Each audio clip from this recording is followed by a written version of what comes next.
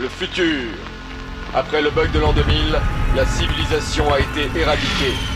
Toutes les connaissances ont été perdues. Objection! N'en déplaise à celles et ceux qui idolâtrent les vampires, même ceux qui brillent à la lueur du soleil, le suceur de sang est passé de mode. Le nouveau truc tendance, paraît-il, ce sont les anges et les démons. L'ange, du latin angelus, qui signifie messager, est un serviteur du divin que l'on retrouve dans de nombreuses religions, notamment le judaïsme, le christianisme et l'islam. Selon la Bible, les anges sont classés en 9 catégories, elles-mêmes réparties en 3 sphères.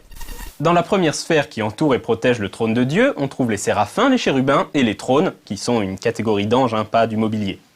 Dans la deuxième sphère, qui administre le paradis, on trouve les dominations, les vertus et les puissances. Enfin, la troisième sphère regroupe les soldats et messagers de Dieu, les principautés, les archanges et les anges. Chaque type d'ange possède sa particularité. Les séraphins sont des êtres de feu qui possèdent 6 ailes. Les chérubins sont bien sûr de petits bébés potelés. Les trônes ont l'apparence de 2 roues concentriques dotées d'yeux. Oui, c'est bizarre. Quant aux archanges, ils sont au nombre de 7. Bon, le seul qui soit nommément cité est Michel, mais on considère le plus souvent que 3 des autres archanges sont Raphaël, Gabriel et Uriel. A noter que le suffixe « El » désigne en fait Dieu. C'est ce qu'on appelle un nom théophore. Et oui, le nom kryptonien de Superman, Kal-El, signifie en réalité la voix de Dieu. Quant aux démons, leur hiérarchie, telle qu'on la retrouve dans de multiples jeux de rôle ou jeux vidéo, a été établie surtout au XVIe et XVIIe siècle dans les ouvrages traitant de l'occulte et de la sorcellerie. L'un des exemples les plus connus est la Petite Clé de Salomon, un traité de magie du XVIIe siècle.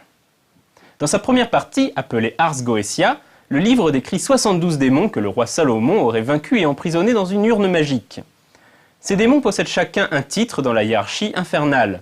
Par ordre décroissant, on a donc des rois, des ducs, des princes, des marquis et des présidents.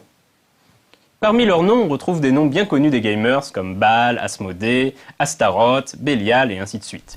La tradition littéraire a tendance à établir qu'il existe 7 seigneurs des enfers pour tenir tête aux 7 archanges, chacun associé à un des 7 péchés capitaux. La liste exacte dépend d'une œuvre à l'autre, mais on y retrouve en général Lucifer, Satan, Belzébuth et parfois même Méphistophélès.